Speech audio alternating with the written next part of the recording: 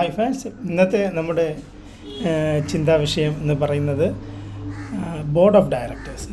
ഒരു കമ്പനിയുടെ ഏറ്റവും ടോപ്പ് ലെവലിലുള്ള ഇൻ്റലക്ച്വൽ ലെവല് അല്ലെങ്കിൽ കൺട്രോൾ ലെവൽ ആണ് ബോർഡ് ഓഫ് ഡയറക്ടേഴ്സ് എന്ന് പറയുന്നത്. അപ്പോൾ ഒരു ബോർഡ് ഓഫ് ഡയറക്ടേഴ്സിൻ്റെ ഫങ്ഷൻ എന്താണ്, അതിൻ്റെ സ്ട്രക്ചർ എന്താണ് എന്നുള്ള ഒരു ബ്രീഫായിട്ടുള്ള ഒരു തോട്ട് പ്രോസസ്സാണ് നമ്മൾ ഇവിടെ കാണുന്നത്. അപ്പോൾ നിങ്ങൾക്ക് ഈ പിക്ചറിൽ കാണാം, ബോർഡ് ഓഫ് ഡയറക്ടേഴ്സ് എന്ന് പറയുന്നത് ഒരു കമ്മിറ്റി ഓഫ് പീപ്പിൾ, ഒരു 10-15 ആൾക്കാർ പരമാവധി ഉണ്ടാകും. അതിൽ മിക്കവാറും ഓണേഴ്സൊക്കെ ആയിരിക്കും അതിൻ്റെ അകത്തുണ്ടാകും. കമ്പനിയുടെ ഓണേഴ്സ് ആണ്, അല്ലെങ്കിൽ അവരെ റെപ്രസെൻ്റ് ചെയ്യുന്ന പ്രൊഫഷണൽസ് വേണമെങ്കിലും ആകാം. എങ്കിലും മെയിനായിട്ട് ഒരു കമ്പനിയെ കൺട്രോൾ ചെയ്യുന്നതിന് വേണ്ടി കമ്പനിയുടെ ഇൻറ്റേർണൽ മാനേജ്മെൻറ്റിൽ ഡയറക്റ്റ് ഇൻവോൾവ് ചെയ്യാതെ കമ്പനിയെ കൺട്രോൾ ചെയ്യാൻ വേണ്ടി ഉപയോഗിക്കുന്ന ഒരു മെക്കാനിസമാണ് ബോർഡ് ഓഫ് ഡയറക്ടേഴ്സ്. അപ്പോൾ ഒരു കമ്പനിയിൽ ഇൻറ്റേർണലി നമ്മൾ ഇൻവോൾവ് ചെയ്യാതെ അതിനെ നിയന്ത്രിക്കണം എന്ന് ആഗ്രഹിക്കുന്നെങ്കിൽ നമ്മൾ ശരിയായ ഒരു ബോർഡ് ഓഫ് ഡയറക്ടേഴ്സ് ഉണ്ടായിരിക്കണം. അപ്പോൾ ബോർഡ് ഓഫ് ഡയറക്ടേഴ്സ് ഒരു പ്രൈവറ്റ് ലിമിറ്റഡ് കമ്പനിയിലും ലിസ്റ്റഡ് കമ്പനിയിലൊക്കെ ബോർഡ് ഓഫ് ഡയറക്ടേഴ്സ് ഡയറക്ടേഴ്സ് ഉണ്ടാകും, ബോർഡ് ഓഫ് ഡയറക്ടേഴ്സ് ഉണ്ടാകും. അപ്പോൾ അതിനകത്ത് എടുക്കുന്ന തീരുമാനങ്ങളാണ് കമ്പനിയെ ശരിയായ ഡയറക്ഷനിലേക്ക് നയിക്കുന്നത്. ഇവിടെ നമ്മൾ കാണുന്നത് കമ്പനിയുടെ ഒരു ലീഗൽ റിക്വയർമെൻറ്റാണ്.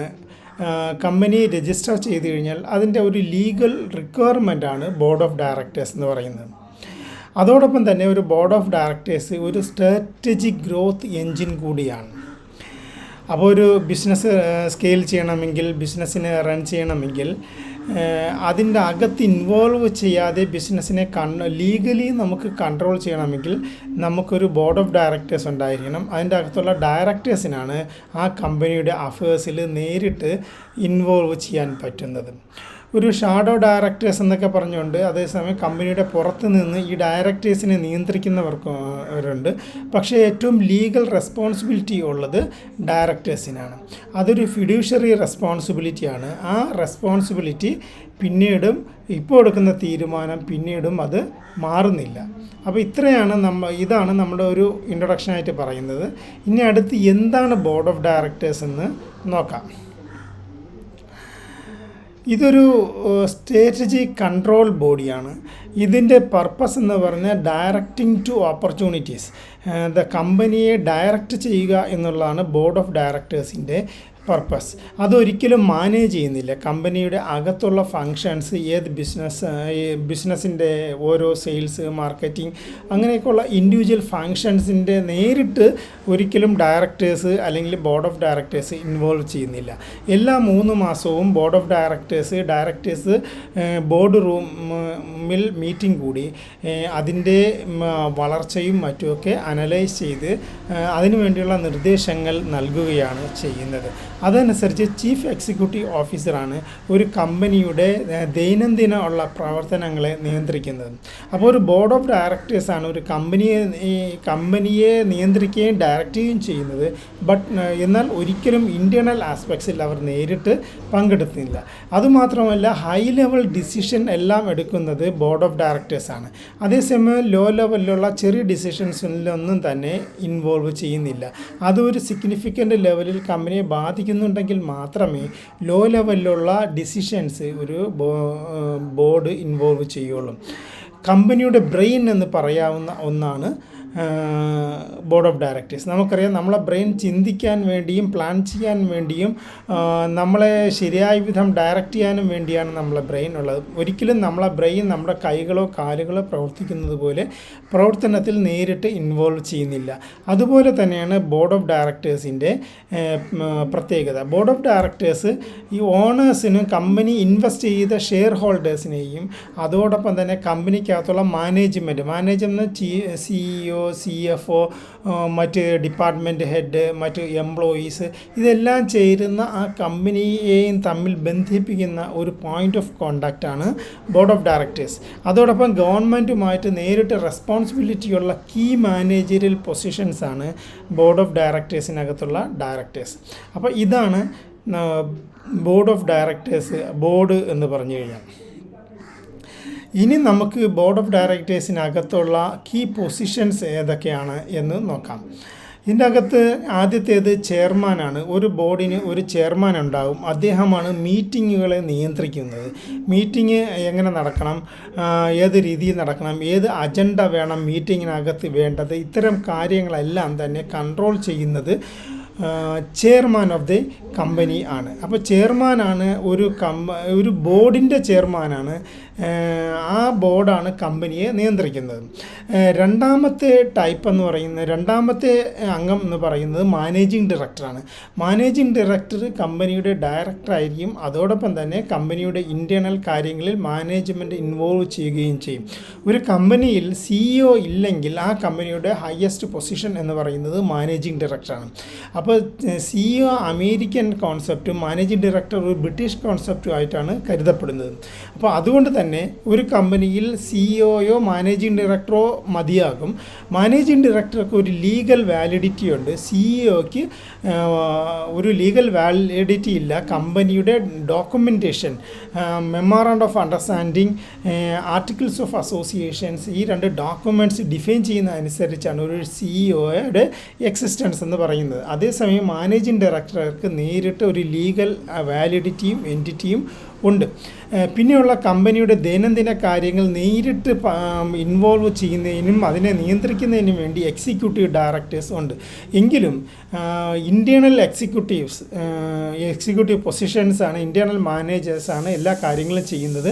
എക്സിക്യൂട്ടീവ് ഡയറക്ടേഴ്സ് അതിൻ്റെ കാര്യങ്ങൾ നോക്കി നടത്തുകയാണ് ചെയ്യുന്നത്. ഇനി കമ്പനിയുമായിട്ട് നേരിട്ട് ബന്ധമില്ലാതെ കമ്പനി ഇൻഡിപെൻഡൻ്റായിട്ടും ജെനുവിനായിട്ടുമാണ് ഫങ്ഷൻ ചെയ്യുന്നത് എന്നും ഗവൺമെൻറ് കംപ്ലയൻസസ്, പബ്ലിക് റിലേഷൻസ്, പബ്ലിക്കുമായിട്ട് ഇൻവോൾവ് ചെയ്തത്, ഇങ്ങനെയുള്ള കാര്യങ്ങളെല്ലാം തന്നെ ശരിയായ വിധമാണ് കമ്പനി നടത്തുന്നത് എന്ന് ഉറപ്പുവരുത്താൻ വേണ്ടി ഗവൺമെൻറ് ഏർപ്പെടുത്തിയിരിക്കുന്ന ഒരു പൊസിഷനാണ് ഇൻഡിപെൻഡൻറ്റ് ഡയറക്ടർ. ഇൻഡിപെൻഡൻറ്റ് ഡയറക്ടർക്ക് കമ്പനിയുമായിട്ട് ഏതൊരു തരത്തിലുള്ള നേരിട്ടുള്ള ബന്ധവും ഉണ്ടാകാൻ പാടില്ല. അദ്ദേഹത്തിന് ശമ്പളം കൊടുക്കില്ല. അതിന് പകരം അദ്ദേഹത്തിന് സിറ്റിംഗ് ഫീ ആണ് കൊടുക്കുന്നത്. 3 മാസത്തിൽ ഒരിക്കൽ കൂടുന്ന, വർഷത്തിൽ 4 പ്രാവശ്യമുള്ള സിറ്റിംഗ് ഫീ ആണ് അദ്ദേഹം കൊടുക്കുന്നത്. ഒരു ഇൻഡിപെൻഡൻറ്റ് ഡയറക്ടർ പരമാവധി 7 കമ്പനികൾ വരെ ഇൻഡിപെൻഡൻറ്റ് ഡയറക്ടർ ആകാം.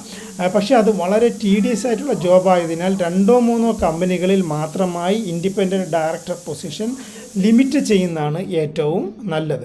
അപ്പോൾ ഇതാണ് ഒരു കമ്പനിയുടെ ബോർഡ് ഓഫ് ഡയറക്ടേഴ്സിൻ്റെ പൊസിഷൻസ് എന്ന് പറയുന്നത്. ഇത് വളരെ ബ്രീഫായിട്ട് ഷോർട്ടായിട്ട് പറഞ്ഞതാണ്.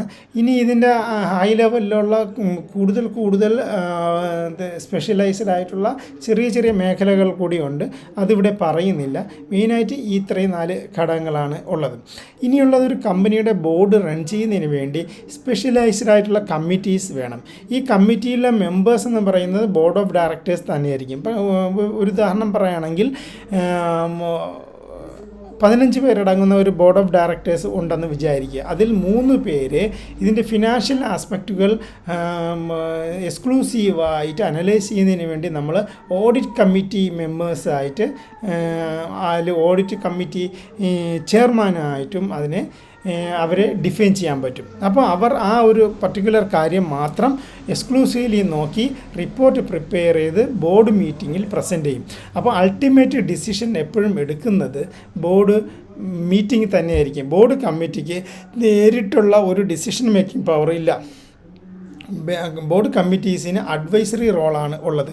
അപ്പോൾ പല ബോർഡ് കമ്മിറ്റീസും നമുക്ക് ഫോം ചെയ്യാം.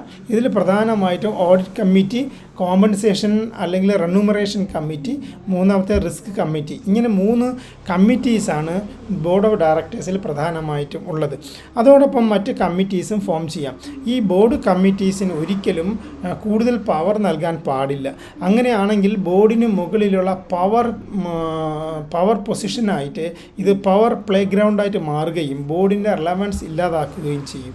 അതുകൊണ്ട് തന്നെ ഈ കമ്മിറ്റീസിന് ബോർഡിന് കീഴെയുള്ള ഒരു അഡ്വൈസറി റോള് മാത്രമേ നൽകാൻ പാടുള്ളൂ. അതോടൊപ്പം തന്നെ ബോർഡ് കമ്മിറ്റീസ് അകത്തുള്ള മെമ്പേഴ്സ് എന്ന് പറയുന്നത് ബോർഡ് ഡയറക്ടേഴ്സ് തന്നെ ആയിരിക്കും. അപ്പോൾ ഡയറക്ടേഴ്സിലുള്ള 2-3 പേര് ഇതിൽ കമ്മിറ്റീസിലുണ്ടാകും. അതിൽ ഒരാൾ ചെയർമാനും ബാക്കി 2 പേർ കമ്മിറ്റി ചെയർമാനും ബാക്കി 2 പേർ അതിൻ്റെ മെമ്പേഴ്സും ആയിരിക്കും. ഇങ്ങനെയാണ് കമ്മിറ്റീസും ബോർഡും ഫങ്ഷൻ ചെയ്യുന്നത്.